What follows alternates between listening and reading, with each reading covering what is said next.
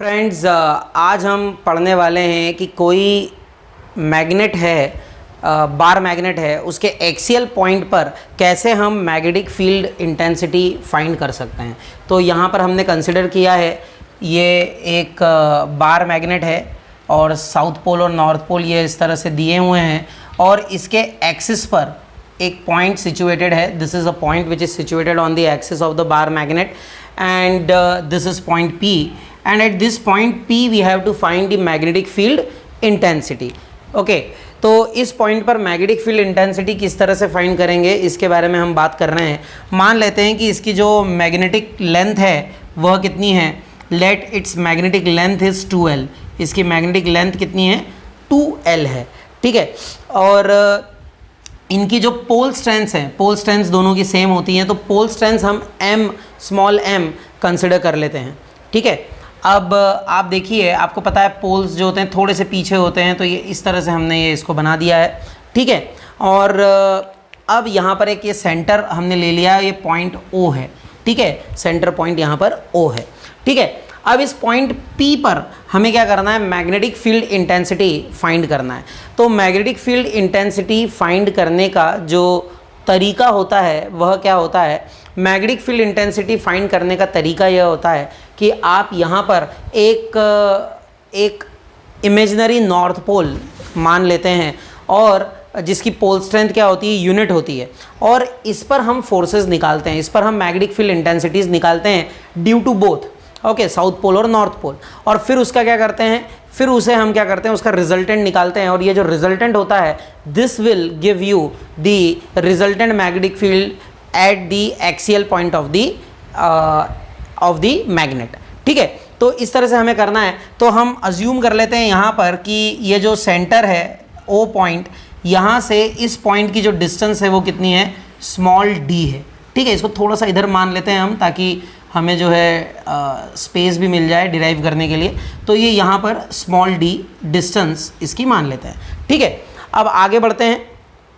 आगे जो है अब हमें क्या करना है, हमें एक एक पॉइंट पर इस पॉइंट पर मैग्नेटिक फील्ड इंटेंसिटी फाइंड करनी है। सबसे पहले इस पोल, साउथ पोल S के कारण।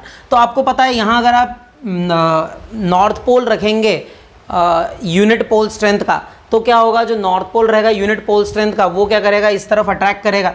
तो यहाँ पर इस तरफ जो है मैग्नेटिक फील्ड इंटेंसिटी जो होगी वह हो जाएगी B1, ओके। और अब जब ये वाला जो है ये पास में भी है और ये जब इसको नॉर्थ पोल को करेगा, देखिए ये भी नॉर्थ पोल है और यहाँ पर भी नॉर्थ पोल रखेंगे, तो ये रिपेल करेगा, और रिपेल जब करेगा तो यहाँ पर जो है ये अवे फ्रॉम दिस पोल जो रहेगा उसकी मैग्नेटिक फील्ड इंटेंसिटी होगी।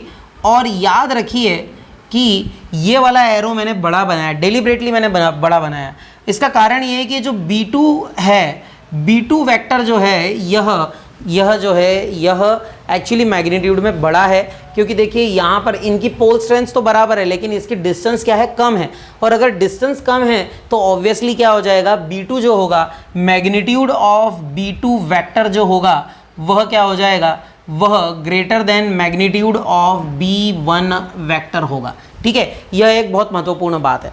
अब जब इतनी बात हो गई है तो एक और बात कर सकते हैं हम कि इनका रिजल्टेंट की अगर हमें फाइंड करना है तो इनका जो रिजल्टेंट होगा वह हो जाएगा, रिजल्टेंट BR लिख सकते हैं, जो कि actually magnetic field intensity at an axial point होगी, और वह हो जाएगी B2 minus B1, B2 minus B1। This is the direction, this is the resultant magnetic field intensity at this axial point। अब आप देखिए B1 और B2 की अगर हम वैल्यूज़ की बात करते हैं तो B1 जो है वह हो जाएगा μ0 अपॉन 4 पाई, ठीक है। M1 M2 upon R square होता है।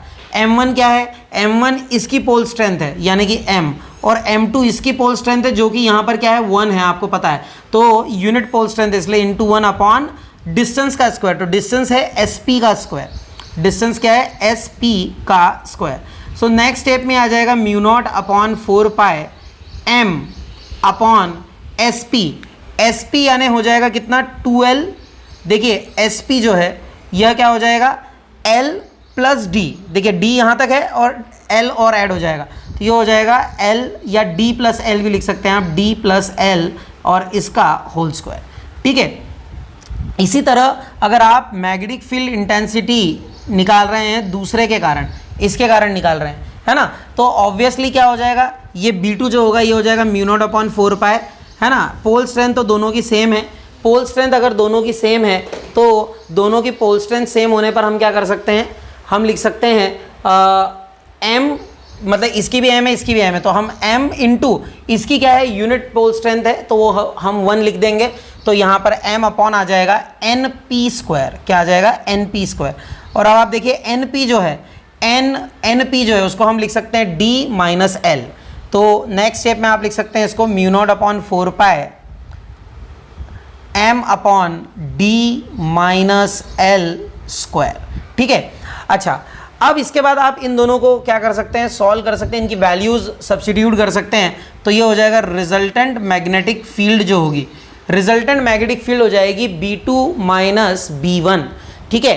और B2 माइनस B1 अगर हम करेंगे तो ये B2 है ये B1 है, आप इसको करिए सॉल्व, तो ये हो जाएगा म्यू नॉट अपॉन 4 पाई, m भी कॉमन आ जाएगा, ठीक है। B2 क्या है, वह है m तो चला गया 1 upon d minus L whole square, तो ये हो जाएगा 1 upon d minus L whole square minus 1 upon d plus L whole square, ठीक है। अब इसको आप लिख सकते हैं म्यू नॉट अपॉन 4 पाई, ठीक है, m, और नेक्स्ट इसमें लिख देंगे अब आप d minus L whole square into d plus L whole square, ठीक है।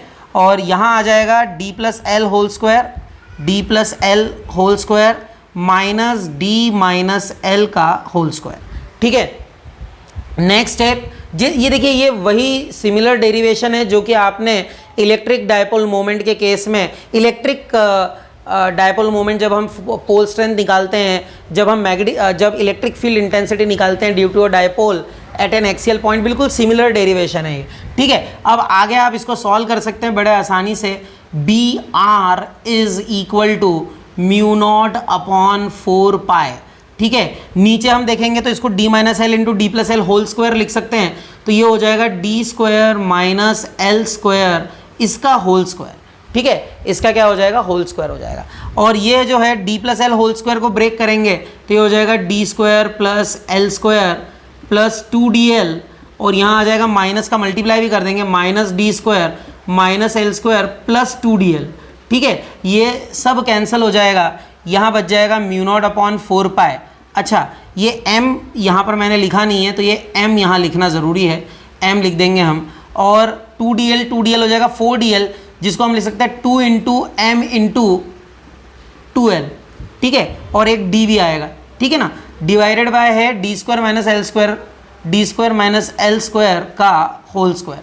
फर्दर आप इसको सॉल्व कर सकते हैं बड़े आसानी से, तो इसको मैं हटा रहा हूँ, आगे अब आप सॉल्व करिए। तो यहाँ पर आप देखिए m इंटू 2l जो होता है इसको हम कैपिटल M लिख सकते हैं, तो ये हो जाएगा म्यू नॉट अपॉन 4 पाई, म्यू नॉट अपॉन 4 पाई, m इंटू 2l को हम लिख सकते हैं, अच्छा m लिख चुके हैं तो फिर नहीं लिखना, m इंटू 2l को लिख सकते हैं कैपिटल M, ये हो जाएगा 2md upon D square minus L square whole square, D square minus L square का होल स्क्वायर, ठीक है। अब आगे अगर हम बात करते हैं यहाँ पर, तो यहाँ पर आप बड़े आसानी से आप समझ सकते हैं कि अगर मैं यहाँ पर अज्यूम कर लूँ कि D square is greater than L square, ठीक है ना, तो ये डिस्टेंस ज़्यादा है अगर, तो आप लिख सकते हैं D square minus L square जो है वह इक्वलेंट टू क्या हो जाएगा, डी स्क्वायर हो जाएगा, D square minus L square is equivalent to D square हो जाएगा। तो अब आप नेक्स्ट स्टेप में क्या कर सकते हैं, बड़ी आसानी से आप इसको डी स्क्वायर लिख सकते हैं, तो ये बी आर जो है रिजल्टेंट मैग्नेटिक फील्ड जो है वो हो जाएगी म्यू नॉट अपॉन 4 पाई, ठीक है, और 2md अपॉन डी स्क्वायर का स्क्वायर हो जाएगा d टू द पावर 4, और ये कैंसिल हो जाएगा तो आ जाएगा d क्यूब। तो रिजल्टेंट मैग्नेटिक फील्ड जो होगी वह म्यू नॉट अपॉन 4 पाई 2m अपॉन डी क्यूब होगी, 2m upon D cube, okay. और ये जो होगी यह अवे फ्रॉम सेंटर होगी, या आप कह सकते हैं साउथ टू नॉर्थ है तो ये in the direction of magnetic dipole moment होगी, है ना। So it is in the direction of, या आप OP भी लिख सकते हैं, अलोंग OP, ये इसकी डायरेक्शन हो जाएगी, अलोंग OP ये इसकी डायरेक्शन है। इस तरह से आप इसे डिराइव कर सकते हैं, इस एक्सप्रेशन को डिराइव कर सकते हैं। I hope it is clear to you.